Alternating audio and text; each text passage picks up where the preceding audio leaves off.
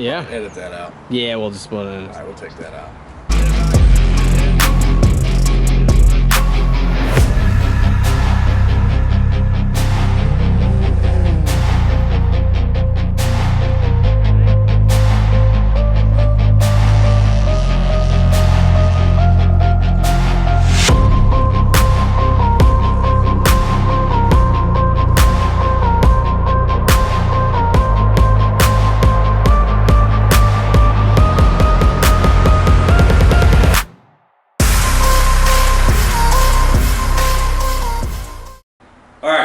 Tim and Harley here from UTV Outlaws.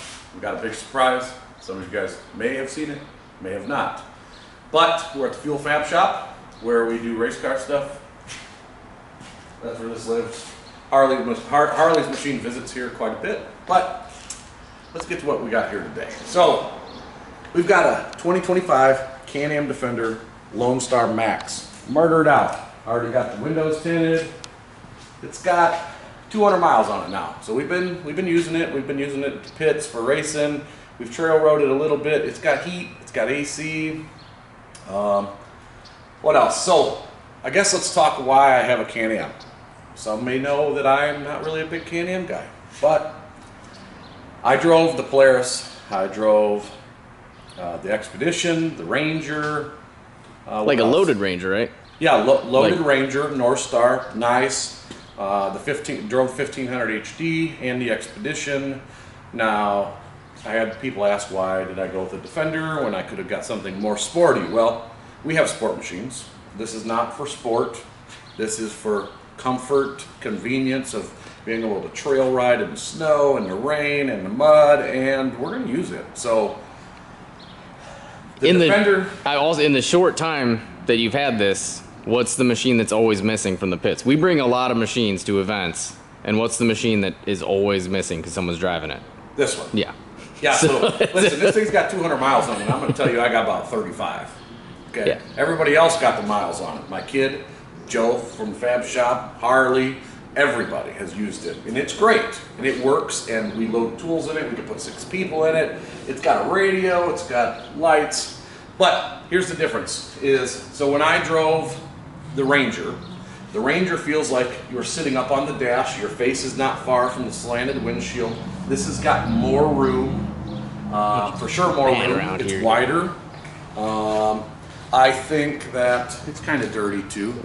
Paid counter to clean it, but it gets used a lot. Yeah. It's dark in here. That's all right.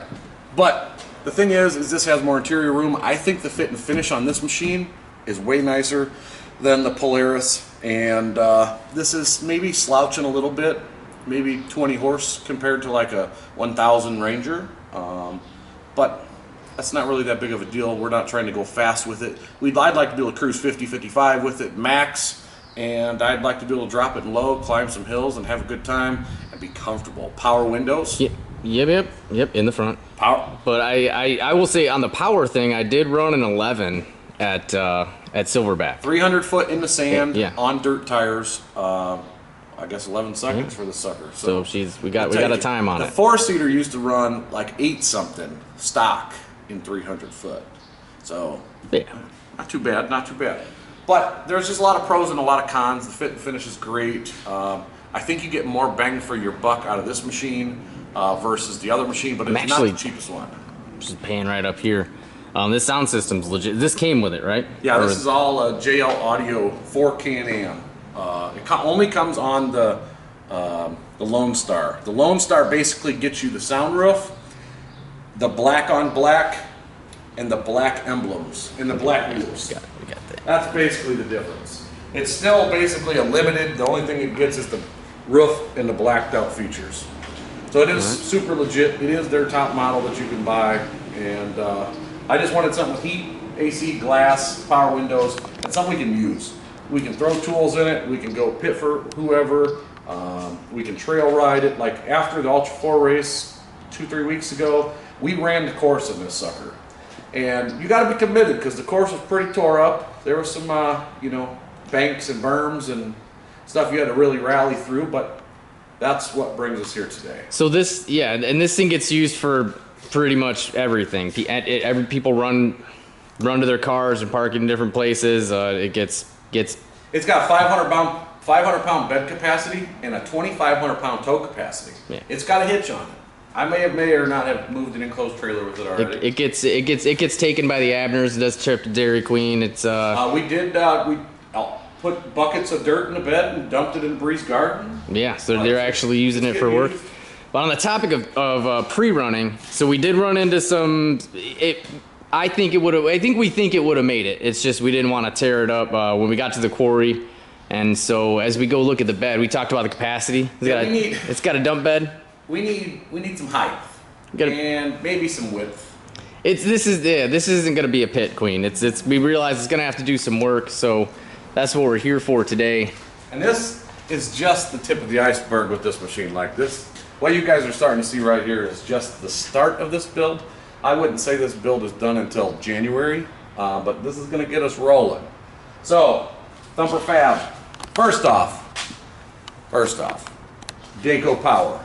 Okay, so UTV Outlaws and Dayco Power are collaborating to build this machine. Okay, this is going to be a show/pit machine. It's going to go to all the Dayco events, Mud National, Sand Sport Super Show, Heydays in Minnesota. I'm going to take it to the Ultra 4 races and multiple other events for the next 4 years. So this is a big part of UTV Outlaws and Dayco, and it's not possible without Dayco. Now, the next step is it's nowhere near possible without all the companies that have jumped on board to make this happen. So we got Thumper Fab. We got Thumper Fab Long Travel. They came through and hooked it up with a killer long travel. We got the Fox Shock upgrade. Their in-house captured adjustable ball joints, custom rear frame gussets. See UTV Outlaws and Thumper Fab cut into that. So we got it's a front and a rear, right? For the frame gussets. So this is the rear, and then the front is still in there, but that goes underneath the frame and supports the A-arms. And then we got MRT. MRT came through and hooked it up with some forged. We'll get in on these guys here. Beadlock wheels and some 35-inch Rocky RX, and then the forged wheels don't have center caps. So Fuel Fab Shop came through with some 3D printed center caps and a lot more crazy stuff. That Quiet Mike, which he just walked up here. He's got back here. Also known as Micrometer Mike. Micrometer Mike. So all the crazy stuff that goes on with our race cars and all of the cool builds we do. O'Grady, our welder. Howdy. Mike, the brains of the operation. We all pull it together to make it happen. So Fuel Fab's got a lot of things that need to be built for this car that will be done by January. And would they be available to the public? That's a good possibility. We'll have to talk about that. So this car, yeah, it's gonna be for show stuff, but we went with Thumper Fab because this car is gonna do rowdy stuff. And the quality, and we're gonna, if you guys see Thumper Fab stuff, like this is super high quality. This is a heavy piece, and I mean, they kind of killed it on it. So we basically got everything they had to offer except for their bushings. Our bushings are brand new. We're going to use our OEM bushings for right now, and then when those wear out, we already work with Garage Products, so we're going to use Garage Products bushings in here. This takes an OEM Can-Am style bushing. So that powder coat looks a lot like Dayco blue. Did you have to do that? They got that for you? Yeah, so I got them a powder coat color, and they did the custom logo and the custom Dayco blue powder. And then Mike came through with some 3D filament that matched pretty good as well. So Thumper Fab does that powder coat in-house? They laser, they press brake, they weld, they powder coat, and they ship. And they're a big company. Yeah, it looks all great. in-house, and it is high quality stuff. So the shock upgrade was handled through them. So they've teamed up with Shock Therapy, and so these came directly from Shock Therapy to me. I just ordered them through them, and it's part of their kit. If you have a Defender and you buy a long travel and you want an upgrade, this is an option that you just click on their website. So they did the math. They provide that, and right on. So this is going to be the last of the Defender looking like this. Where did you go to test drive all those machines? You have to go to different dealerships? No. So Attica Motorsports. Badlands Off-Road Park, Attica, Indiana. Attica Motorsports is on the same property. They have 400 units in stock at all times, and Marcus can get you dialed in. He's a sales guy there. So you were able to drive an Expedition, a Ranger, a Defender. Yeah, and actually, so I wasn't able to drive it anything more than up and down the road and through the parking lot. Yeah, they weren't like, go ahead and take the machine through the quarry, see how you like it. Here's the problem, is they just released something the other day that you can come test the machine and drive it through the park. You probably have to ride with one of their guys, but you actually get to test drive off-road. So there you go. If you're looking to test out, I mean, I think they're like, are they the #1 Can-Am dealer? I think they are. I think they are in the U.S. now. I mean, they've. Can-Am is. The whole park is powered by Can-Am. Yeah, they move a lot of Can-Ams. They got a lot of Can-Ams. They got a lot of Polarises, and I saw Segways there last time. Segways there. Yamaha's there. Yeah. I don't remember what else, but I mean, you name it, they got it, and they got 400 plus units and stuff. We get popping on install. We'll kind of show you a walkthrough of everything coming off, everything going on. Maybe point out a few things we see. Try to mention at the axles. We'll go look at axle real quick before we get going. We did get an axle upgrade. It comes with everything you need. So we got axles, we got brake lines. So these are Cobra axles, and then they have a next step up is King Cobra axles, which are the bigger dogs. And we probably are going to break these. Well, we'll see. We'll with see these 35s. Yeah. But we'll get it dialed in. So we're hoping to take this machine to Tennessee in like a week and a half. There's a lot to happen in a week and a half, but it's going to Tennessee and 10 other machines.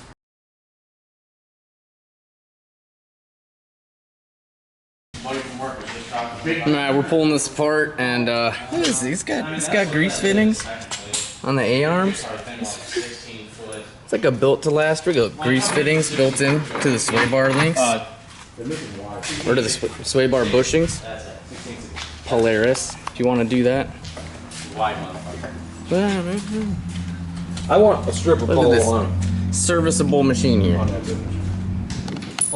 We need to drill that rivet to get the brake line. All right, out. spoke too soon. Everything's been pretty easy, but Can-Am, this is crap.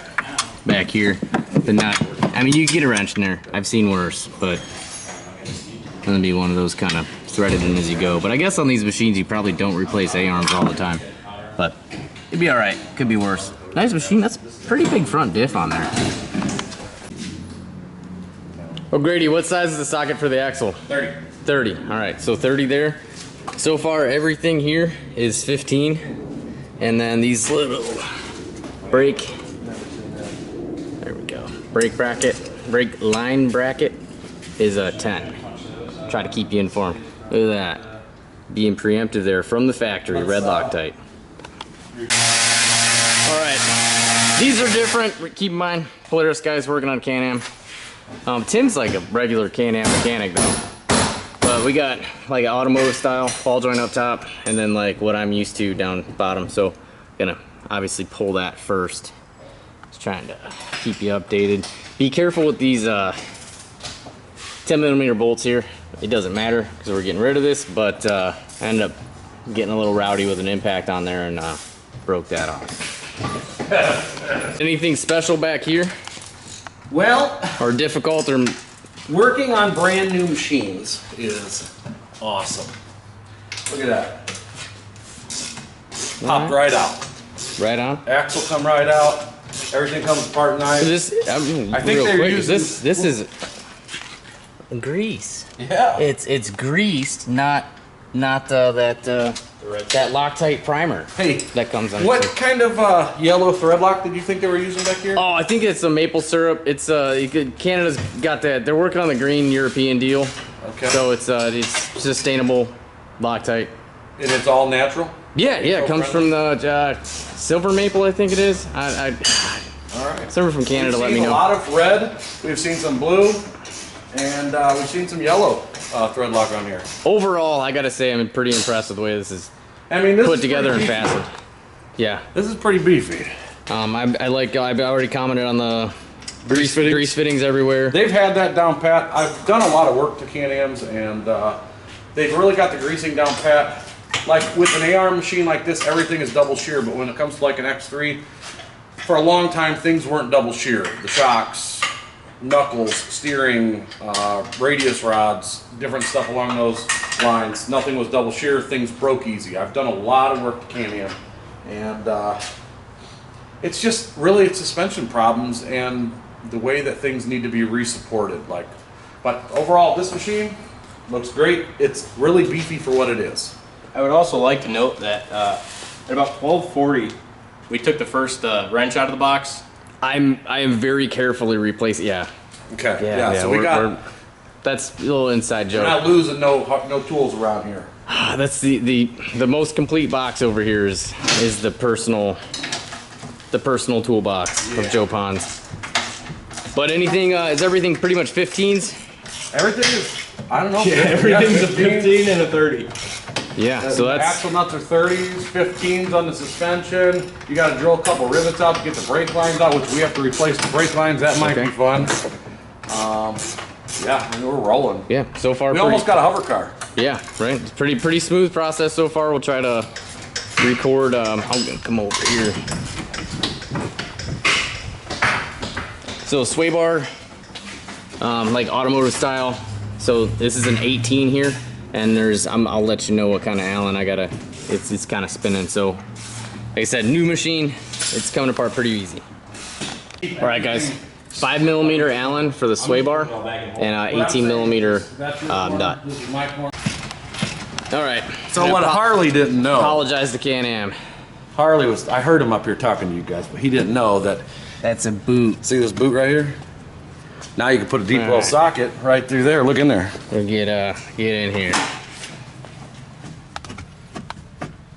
Oh, it's kind of dark, but yeah, this plug comes out. I'm not apologizing for that upper ball joint though, but we'll. I actually didn't make it. I didn't mention it. So when you do the other side, We'll show Yeah. you that trick too. All right. So this is the automotive style ball joint. Yep. You just take that. That's a 19. Nut there in the down washer. Yep. So then I just hold this real steady. One tap doesn't really leave a mark, but it is tapered. There you have it. That's the upper. The lower's like the stuff us Polaris guys are used to. All right. So this is the inside of the bearing. That's the rear. On the rear. So they were assembled with some retaining compound. So if you're having a hard time getting your bearing out, we end up heating it up. That's the inner. Tim put a screwdriver in his hand. Yeah. He's getting it's all right. It's good. It's all right. Good time. But yeah. Snake bite. So, and did the rears come out of the back easy? Now, the axles came out of the differentials easy. The axles did not come out of the hubs easy. So basically we pulled the hub and the inner carrier all as one with the axle, and then he held the rotor and I tapped the top of the axle with the nut on it, and then see the back of the bearing race is right there, Yeah. which can be cleaned and I can put it back in there and it'll be fine. But technically we should replace that. And we I'd like to probably see your will. method. But we'd like to, but you can see all the thread lock. Yeah. So the fronts were good for some reason. On the rears, on the outside, they had some retaining Same compound thing on there. that, on the brake hub. Yeah. It's got a lot of thread lock in it. So it's pretty tight. We'll make this do for now, and we'll just plan on ordering one to replace it. I mean, this is a little bit of a hold up, but we were just past the hour mark, and It's stripped. came apart pretty well. I mean, we got one Tim, we got a welder, and then the slowest side-by-side repair guy that exists. So it not too bad an hour. And somebody else just showed us. Hey, oh, look at this guy. Delivery duty. That's right. What you got in that trailer? What's in the box? I'm just the delivery guy, but Tim's got some other projects going on. Billy Goat's trailer right there. There's two RS1s. One that's pretty rough condition. It's got a D&M race motor in it, so it's gonna go into the other one. Well, there's a pretty quick red one, and then there's a fast green one. Yeah. And the fast green one got entangled into somebody else that hit one of the tires at the Fusion race. And they got... And tires are just see. It's not just me. There's a lot of people. There's a lot of carnage at that race last night. Yeah. Worse shape than a knuckle on Harleys. Yeah. Now we have to pull a whole bunch of stuff off before Tennessee. So I gotta swap a motor from one car to the next, a fuel cell, all kinds of stuff. But we're gonna make it happen. All right, just past the hour mark, we're gonna figure out. So I was kind of getting a little confused here. Can-Am guys working on Polarises. So there are 3 options when you get these. 1 is reuse your stock ball joints. 2 is their captured ball joints, which is what we have. And then 3 is uniballs. When I was looking through instructions, I was looking for uniballs for the upper. So this one, well, basically this is a taper. So the stock knuckle on the upper is a taper, like we saw earlier. X3, Yeah. X3 and Defender, and probably a lot of their other machines are the same way too. So we're good. I was freaking out looking for uniballs, but we're good to go. And the instructions are pretty. We got this is a front brace, front frame brace, and all the pieces. They've got colored instructions, everything. So you'd be all right. We just got ahead of ourselves, and so far so good. That needs done. Only one hand wound. I'm gonna put the 7 into the Defender so I can pre-run. Got tie rods. They are slightly bigger Transfer the file to that car. than and that car OEM. will get the 12. These things are beef, man. You use it for GPS or what? Yeah. There, you want to slide it cover over and show them? All right, so this is all new brake lines. So to access it, Just pull these pull pins out of here, and then you can get right here, down here in the center. yeah, so So- that's pretty sweet. So what? Because you got to do new brake lines for the long travel. So there's your brake line there. So accessible, it's going to run all So just the a way couple down. push pins comes right out.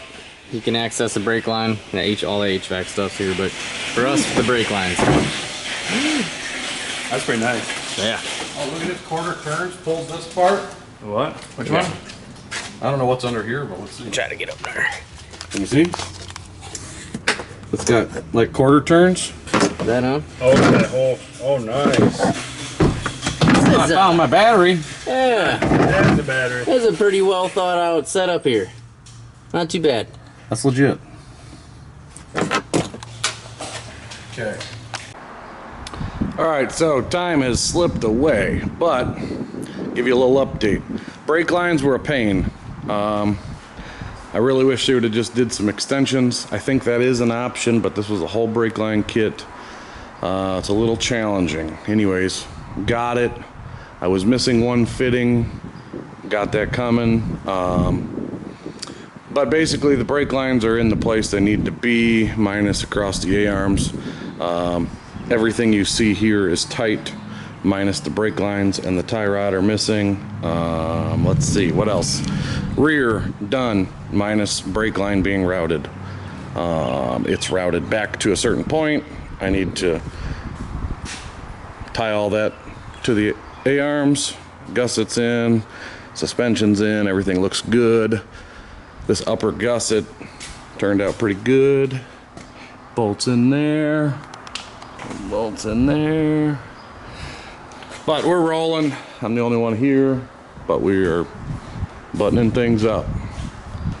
See it on the ground here shortly.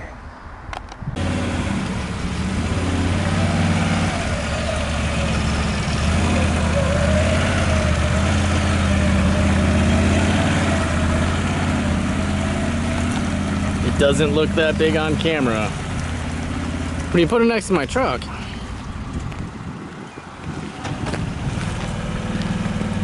it's literally taller than my truck. There you go. There you go. All right, that's why I call this the Canadian Cummins. It's not a coincidence. But it's seriously, I've got a 1-inch leveling kit on that 2500. What, they got 33s? 32s. But yeah, I mean, they're bald. They're a little bald. No. But no, that's, I mean, it's big. It does not look as big on camera as it does in person. What do we say it was? 7 foot. Oh man, 7 foot 3 inches. Like up to the little humps on there. So if you gotta, keep this in mind, if you're gonna do the Thumper Fab, Long travel? yeah, long travel on 35s, make sure you got plus. Yeah, so this just like wiped out most of our trailers. So we got the big race trailer it'll fit in. That's got an 8-foot interior. And we got an open deck. Did a little switcheroo on you. Yeah, there we go. So, yeah, ultimately, pretty awesome setup. I would, doing this, None of us thought to do this. We literally we started stripping it apart before we even looked. Actually, the instructions are encumbered. It comes with instructions. It's got all your. It has all the wrench sizes and everything. Tells you the order, do everything. I would, when you get it, open up, look at the instructions, make sure you have everything. Make that your first thing, because yeah. we know everything. We had this thing tore apart right in the middle of the bay, and then started going through. Started sorting out brake lines, and then noticed that the brake lines are labeled in the instructions, and that wasn't a big deal, but it was mostly just not having that extension. So on the, I think they call it Crew Max. Defender and then Defender Max. Yeah. There's two different sets of brake lines or an extension. So there's an extension, and we were just missing that fitting, so it was a little hold up. You look short next to this thing. Yeah, no, it looks awesome. I like just walking around and keep looking at it. Excited to see how these do. Yeah, we haven't run the Rocky RX yet. Yeah, we've had really good luck with the race tires. You wouldn't really think about that as a great trail tire, but we've run them on. We use it on everything. Had great luck. The X-Rocks DD we like a lot, and so excited to see how this is gonna go. We're gonna go to Brimstone, and I can assure you, everyone is gonna take it easy because family's coming. I will talk enough trash that people. I'm going out and having a good time at night. Don't you? We're testing these tires. Don't you worry. I measure ride height to the center, so I mean it's a little lower than that. It's 20 inches. I mean it's more than our race machines by a lot. Which makes sense. But I was just looking. I was like, man, 6 or 7 inches to check the rake, and I mean, so I go to the center of the boat, but still, it's a lot of height there. That's probably April interrupting us. Yeah. It's like, bring my machine back. I gotta. Yeah. She's ready for mall crawler back. Bring my side by side. It's got that AC. So yeah. So shout out to Thumper Fab, MRT, Dayco.